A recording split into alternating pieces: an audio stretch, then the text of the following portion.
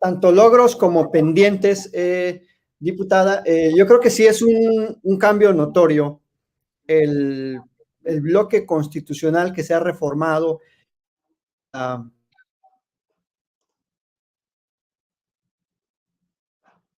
de Morena, digamos, la inmediata anterior, sí se nota pues una inclusión, por lo menos en el área de los derechos sociales, en ese cambio de enfoque de la política pública a Secretaría de Desarrollo Urbano a cargo de Román Meyer. Y sí, como tú dices, efectivamente esa secretaría era como una representante de corporaciones inmobiliarias. Y ahora, pues bueno, está construyendo bastante obra pública, sobre todo en lugares, diputada, en donde no llegaba la obra pública, en zonas marginadas, en donde hay pobreza, hay falta de acceso a los servicios, y en todo el territorio nacional. Esa descentralización también muy deseable y muy necesaria. Creo que ese es uno de los logros no tan cacareados. Sí, y hago una pequeñísima intervención, ¿qué nos pasó a nivel nacional? No nada más con la Secretaría Federal en este aspecto, sino a nivel de gobiernos estatales y gobiernos locales. Todas las áreas de obra pública y de administración urbana estaban al servicio de las inmobiliarias y de las constructoras y fraccionadoras. Y esto que nos ocasionó en todas las ciudades del país un crecimiento desmedido en la forma en la que debían acrecentarse la densidad poblacional de nuestras ciudades, y además al crear nuevos fraccionamientos en zonas muy lejanas, en zonas donde estaban condenados al fracaso, solamente le dimos a la gente la oportunidad o lamentablemente el pésimo destino a que no contara ya con servicios de recolección de basura, servicios de alumbrado público, servicios de policía, de seguridad.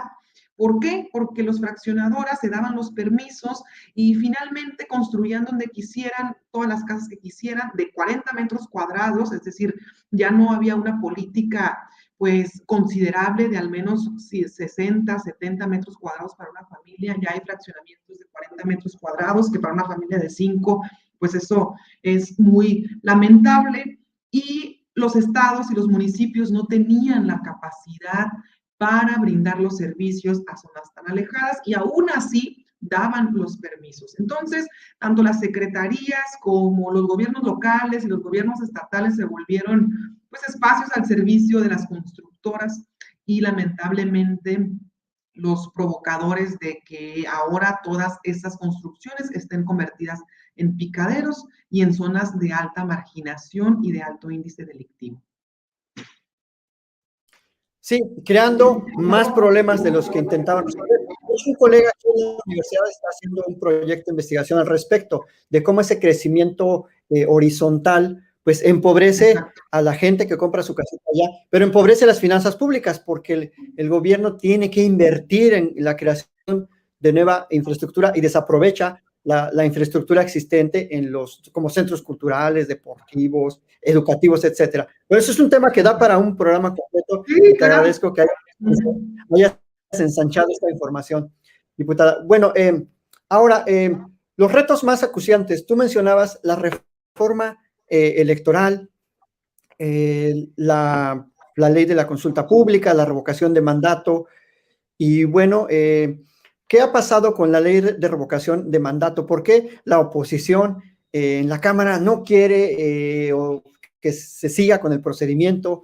Pues si su intención es sacar al presidente de la República, ¿cómo es que no quieren que haya una revocación de mandato? Tú que lo has vivido ahí dentro de las discusiones, ¿qué nos puedes decir?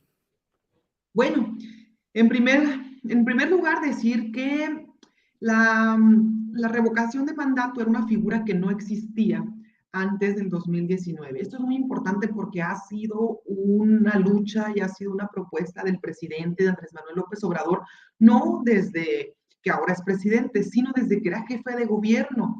En el 2002 se sometió a revocación de mandato, en el 2004 se sometió a revocación de mandato, y en su primer campaña presidencial en el 2006 lo hizo propuesta de campaña política a nivel nacional en ese momento.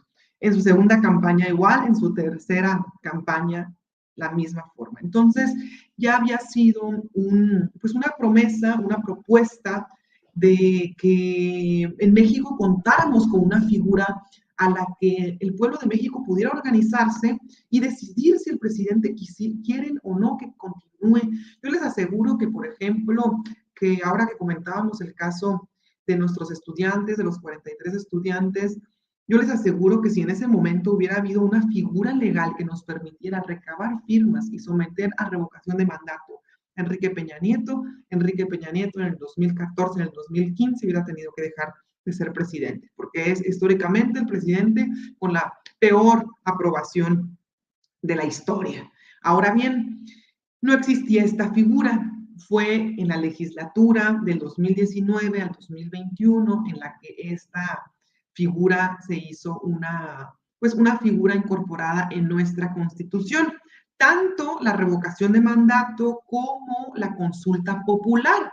Y ahora acabamos de ver un ejercicio de consulta popular, el primero a nivel nacional en existir, perfectamente legal, porque a la oposición les molesta las consultas populares que se hacen en los estados y también les molesta las consultas populares que se hace ahora con el INE. Entonces, en una decían, es que no es legal esa consulta porque está fuera de los márgenes y de las legislaciones y de los reglamentos. Bueno, hacemos la consulta nacional popular, la primera en un ejercicio histórico democrático.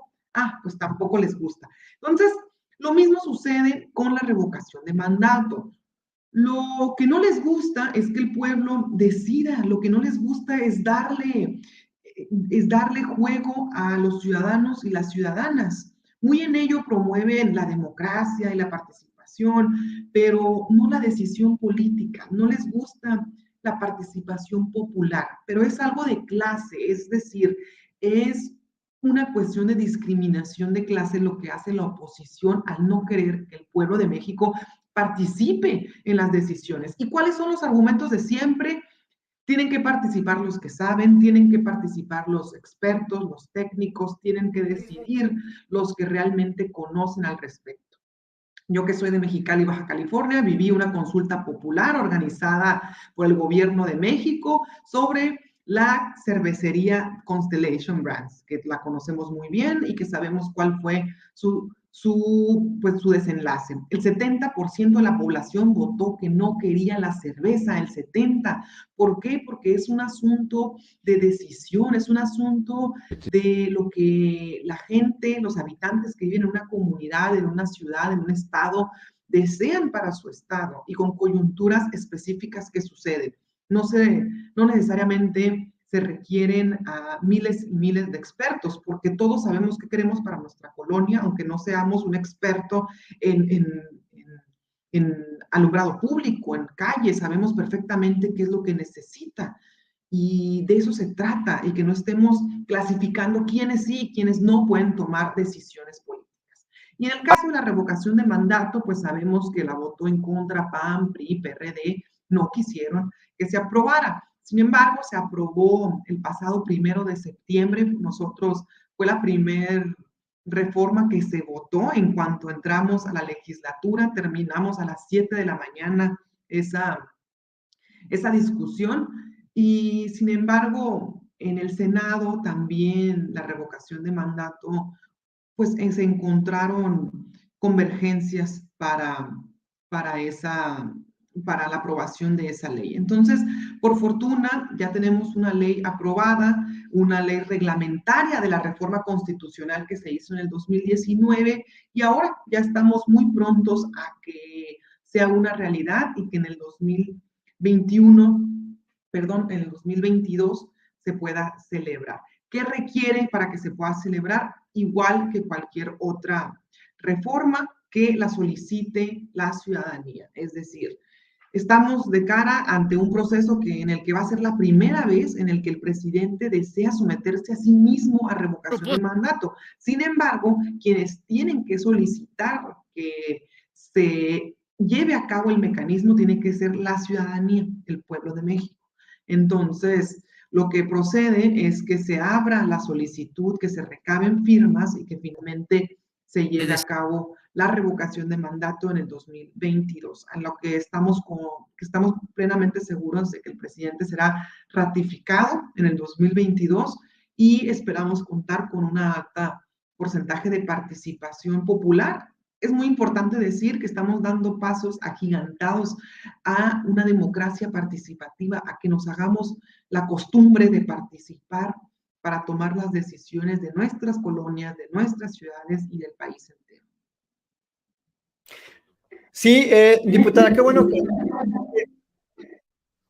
tema de la democracia participativa, porque detrás de la consulta popular, la revocación de mandato, está esa visión incluyente y plural del presidente López Obrador y también de todos ustedes, de los legisladores de Morena, para pues impulsar más participación social, porque tiene que ver, como tú bien lo señalas, con el sentido común.